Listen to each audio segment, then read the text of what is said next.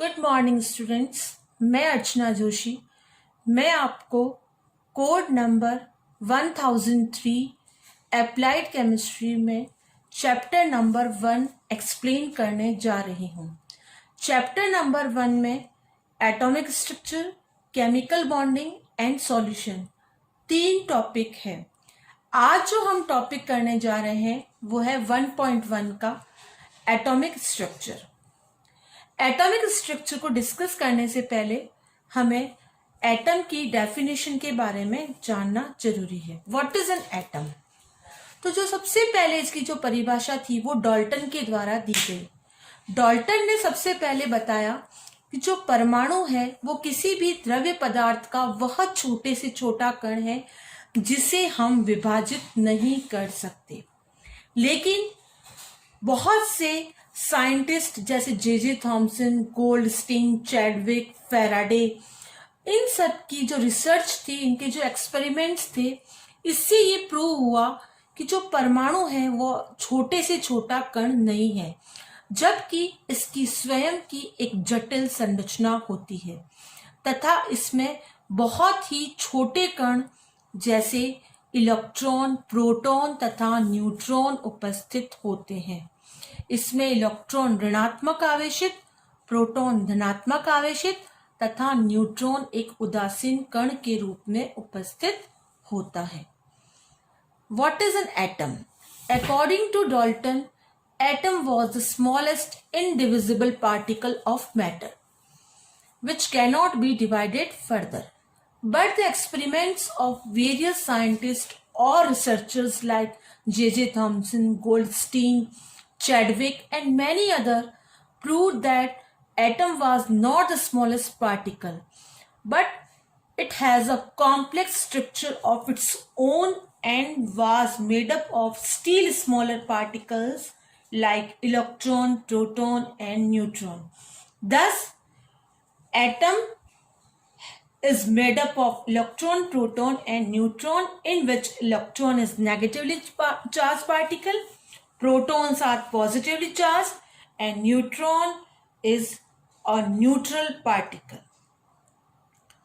इसके बाद ये एटम की परिभाषा के बाद अब हम जो है वो एटॉमिक मॉडल पढ़ते हैं जो बोर के द्वारा दिया गया। बोर्स एटॉमिक मॉडल ये क्या कहता है? To explain the spectra of hydrogen atom, Bohr proposed a quantum mechanical model of the atom. The main points of this theory are as follows. Hydrogen परमाणु के स्पेक्ट्रा को स्पष्ट करने के लिए बोर के द्वारा एक परमाणविक मॉडल दिया गया। इस मॉडल के जो मुख्य बिंदु है वो निम्न है। सबसे पहला जो बिंदु है उसके अनुसार किसी भी परमाणु में नाभिक के चारों ओर जो कक्षाएं होती है उनकी एक निश्चित ऊर्जा होती है। इन कक्षाओं को ऊर्जा स्तर या मुख्य ऊर्जा स्तर या कोश कहा जाता है।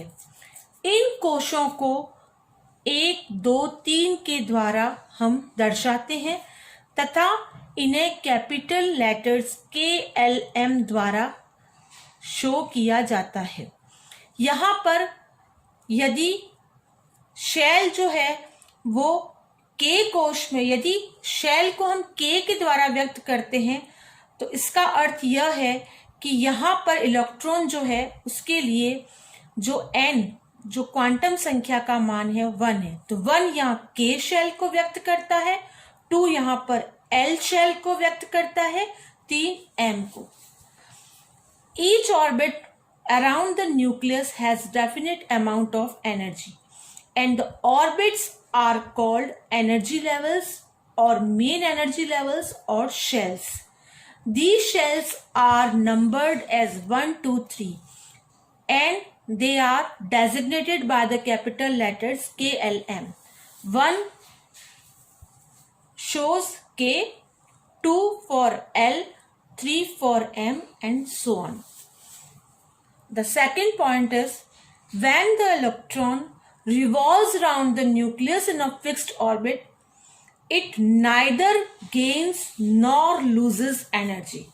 It is known as stationary or stable state of an atom. But when an electron jumps from one energy level to another, the energy is either emitted or absorbed, and it is given by the Planck's equation energy change, that is delta E equals to h nu. जब electron किसी परमाणु में नाभिक के चारों ओर किसी निश्चित कक्षा में चक्कर लगाता है तो यह न तो ऊर्जा को त्यागता है और न ही प्राप्त करता है। ऐसी अवस्था परमाणु की स्थायी अवस्था कहलाती है। परंतु यदि इलेक्ट्रॉन किसी भी परमाणु में एक ऊर्जा स्तर से दूसरे ऊर्जा स्तर में कूदता है अर्थात जंप करता है या स्थानांतरित होता है तो ऊर्जा या तो उत्सर्जित होती है या अवशोषित होती है। इस केस में हम जो ऊर्जा परिवर्तन है उसे हम प्लांक के समीकरण के द्वारा दर्शाते हैं, जिसके अनुसार delta E equals to H nu. यहाँ पर न्यू जो है वो फ्रीक्वेंसी है और एच जो है वो प्लांक स्थिरांक है, प्लांक्स कांस्टेंट, जिसका मान जूल सेकेंड में 6.62 इंटू 10⁻⁻34 होता है और अर्ग सेकेंड में 6.62 इंटू 10⁻⁻27। यहाँ पर जब इलेक्ट्रॉन उच्च ऊर्जा स्तर से निम्न ऊर्जा स्तर में आता है अर्थात हायर एनर्जी लेवल से लोअर एनर्जी लेवल में, तो ऊर्जा का उत्सर्जन होता है, जबकि निम्न ऊर्जा स्तर से उच्च ऊर्जा स्तर में जाने पर when it jumps from lower energy level to higher energy level then energy is absorb. निम्न ऊर्जा स्तर से उच्च ऊर्जा स्तर में जाने पर इलेक्ट्रॉन के द्वारा ऊर्जा का अवशोषण होता है। बोर के तीसरे पॉइंट के अनुसार किसी भी परमाणु में नाभिक के चारों ओर अनंत संख्याओं में वृत्ताकार कक्षाएं उपस्थित होती है जिसमें इलेक्ट्रॉन गति कर सकता है, लेकिन इलेक्ट्रॉन केवल उन्हीं कक्षाओं में चक्कर लगाता है जिसमें उस इलेक्ट्रॉन का कोणीय संवेग क्वांटीकृत होता है, अर्थात इलेक्ट्रॉन का कोणीय संवेग h/2π के पूर्ण गुणज के बराबर हो, mvr इक्वल्स टू nh/2π, अर्थात जिस ऑर्बिट के mvr की वैल्यू nh/2π के बराबर होती है उसी ऑर्बिट में इलेक्ट्रॉन गति कर सकता है। There are infinite number of circular orbits in which electron may move, but electron moves only in that orbit for which angular momentum is quantized. That is, angular momentum of the electron is a whole multiple of h/2π. That is, only in that orbit electron can move for which mvr equals to nh/2π.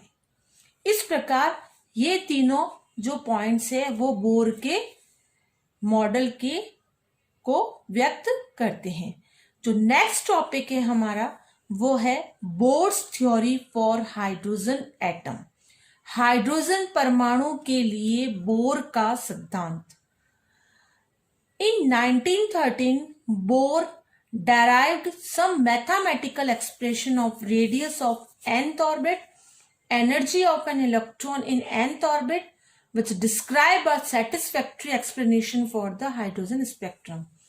1913 में bore ने hydrogen परमाणु के nth orbit के त्रिज्या के लिए तथा nth orbit में उपस्थित इलेक्ट्रॉन की ऊर्जा के लिए और त्रिज्या के लिए कुछ गणितीय व्यंजक प्रस्तुत किए जो हाइड्रोजन स्पेक्ट्रम को सैटिस्फैक्टरीली एक्सप्लेन करता है। सबसे पहले अपन पढ़ते हैं radius of the nth orbit for the hydrogen atom. जो nth ऑर्बिट है उसकी त्रिज्या को ज्ञात करना। माना हमारे पास एक हाइड्रोजन परमाणु है जिसमें एक प्रोटॉन उपस्थित है, इसके ऊपर जो आवेश है वो +E है। इस एटम में जो इलेक्ट्रॉन है उस पर आवेश प्रोटॉन के चार्ज के बराबर तथा विपरीत होता है, अर्थात इसका आवेश विपरीत है -E, जो नाभिक के चारों ओर चक्कर लगाता है। और जिस नाभिक के चारों ओर एक कक्षा में चक्कर लगाता है और उस कक्षा की त्रिज्या को हम R के द्वारा व्यक्त करते हैं। इस रिवॉल्व करते हुए घूमते हुए इलेक्ट्रॉन की जो वेग है वह v है तथा इसका द्रव्यमान m है। Suppose there is a hydrogen atom having one proton of charge +E and there is a electron having charge equal and opposite to +E, that is -E. This electron revolves round the nucleus in an orbit having the radius r. The velocity of the revolving electron is v and the mass of this revolving electron is m. When the electron revolves around the nucleus, two types of forces act on it. जब भी कोई electron नाभिक के चारों ओर चक्कर लगाता है तो इस घूमते हुए रिवॉल्व करते हुए इलेक्ट्रॉन के ऊपर दो प्रकार के बल कार्य करते हैं. Two types of forces act on it. The first one is centrifugal force. It takes the electron away from its orbit and is equal to mv square upon r. जो पहला जो बल है वह है अपकेंद्रीय बल. यह बल जो है वो इलेक्ट्रॉन को कक्षा से दूर अर्थात नाभिक के आकर्षण से दूर ले जाता है तथा इसे हम mv स्क्वायर अपॉन r से व्यक्त करते हैं. अपकेंद्रीय बल, अपकेंद्रीय अर्थात नाभिक से दूर ले जाना. And the second one is centripetal force, towards centre, अर्थात यह जो बल है इसे हम इलेक्ट्रोस्टैटिक फोर्स ऑफ अट्रैक्शन भी कहते हैं. अपकेंद्रीय या स्थिर वैद्युत आकर्षण बल, यह बल इलेक्ट्रॉन को नाभिक की तरफ खींचता है. It pulls the electron towards the nucleus and is shown by E square upon R square. इस सेंट्रीपिटल अर्थात इलेक्ट्रोस्टैटिक फोर्स ऑफ अट्रैक्शन को E square upon R square से शो करते हैं. For the electron may keep on revolving in its orbit, these two forces act in opposite direction must balance each other. इस प्रकार किसी भी परमाणु में जब कोई इलेक्ट्रॉन नाभिक के चारों ओर गति करता है तो उसकी गतिज अवस्था में ये जो दोनों बल हैं विपरीत दिशा में कार्य करते हुए एक दूसरे को संतुलित करते हैं. जब ये दोनों संतुलित करते हैं तो इलेक्ट्रॉन जो है वो स्टेबल रिवॉल्विंग स्टेट में रहता है. यहाँ पर mv स्क्वायर अपॉन r मैं पहले ही बता चुकी हूँ, ये है सेंट्रीफ्यूगल फोर्स. इसे कहते हैं अपकेंद्रीय बल जो इलेक्ट्रॉन को न्यूक्लियस से दूर ले जाता है. And E square upon R square is centripetal अर्थात अपकेंद्रीय. ये दोनों इक्वल बैलेंसिंग स्टेट में. ऑन सॉल्विंग इट, जब हम इसे सॉल्व करते हैं तो we get V square equals to E square upon mr. It is equation 1.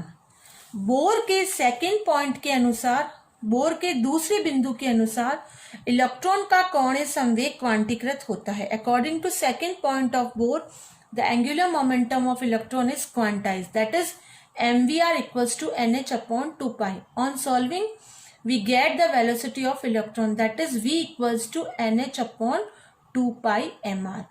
जब हम इसको सॉल्व करेंगे तो हमें इलेक्ट्रॉन के वेग का मान प्राप्त होता है जो मिलेगा nh upon 2 pi mr. It is equation 2. जब हम इक्वेशन 2 से इस वेलोसिटी के मान को इक्वेशन 1 में पुट करते हैं तो हमें मिलेगा n square h square upon 4 pi square m square r square equals to E square upon mr. इस वैल्यू को इसमें रखने पर इसका स्क्वायर हो जाएगा तो ये हमें मिल जाएगा. जब हम इस पूरी इक्वेशन को सॉल्व करेंगे तो यहाँ पर हम देखेंगे कि m से m कट हो जाएगा, r से r. ठीक है, इसको पूरा सॉल्व करने के बाद जो इलेक्ट्रॉन के ऑर्बिट की जो रेडियस मिलेगी, after solving this we get n square h square upon 4 pi square m e square. It is the expression for the radius of electron in nth orbit for the hydrogen atom. Hydrogen atom की जो nth orbit में electron है उसके लिए radius का expression है. इसमें n जो है वो मुख्य क्वांटम संख्या है, अर्थात किसी भी परमाणु में इलेक्ट्रॉन से संबंधित शेल अर्थात कोश को व्यक्त करती है. h यहाँ पे प्लांक कांस्टेंट है जिसकी वैल्यू है 6.62 इंटू 10⁻⁻27 अर्ग सेकेंड. पाई की वैल्यू यहाँ पे 3.14 है. मास m जो है वो इलेक्ट्रॉन का द्रव्यमान है, मास ऑफ इलेक्ट्रॉन, जिसकी वैल्यू है 9.1 इंटू 10⁻28 ग्राम्स. E यहाँ पर इलेक्ट्रॉन का आवेश है, चार्ज ऑफ इलेक्ट्रॉन, जिसे हम इलेक्ट्रोस्टैटिक यूनिट में लेते हैं 4.8 इंटू 10⁻10. इस प्रकार इस एक्सप्रेशन में except n all are constants, n के अलावा सारे स्थिरांक है. तो जब हम इन सब की वैल्यूज स्थिरांक की पुट करते हैं तो जो हमें वैल्यू प्राप्त होती है वो होगी r equals to n square into 0.53 angstrom. n square तो क्या है, वेरिएबल है, शेल्स है. बाकी सब कांस्टेंट की वैल्यू रखने पर हमें मिलता है n स्क्वायर इंटू 0.53 एंगस्ट्रॉम. यदि हम यहाँ पर हाइड्रोजन परमाणु के फर्स्ट ऑर्बिट को कंसिडर करते हैं, अर्थात यदि हमें हाइड्रोजन परमाणु के पहले कक्ष की त्रिज्या ज्ञात करनी है तो पहले कक्ष के लिए n की वैल्यू क्या हो जाएगी, 1.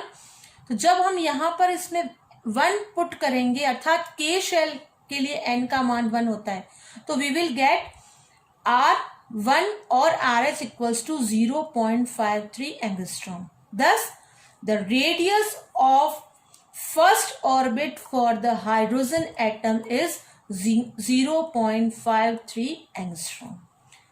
अर्थात हाइड्रोजन परमाणु के पहले कक्ष की त्रिज्या का मान 0.53 एंगस्ट्रॉम प्राप्त होता है. नेक्स्ट क्लास में हम हाइड्रोजन परमाणु के nth ऑर्बिट में उपस्थित इलेक्ट्रॉन की एनर्जी को डेराइव करेंगे. Thank you.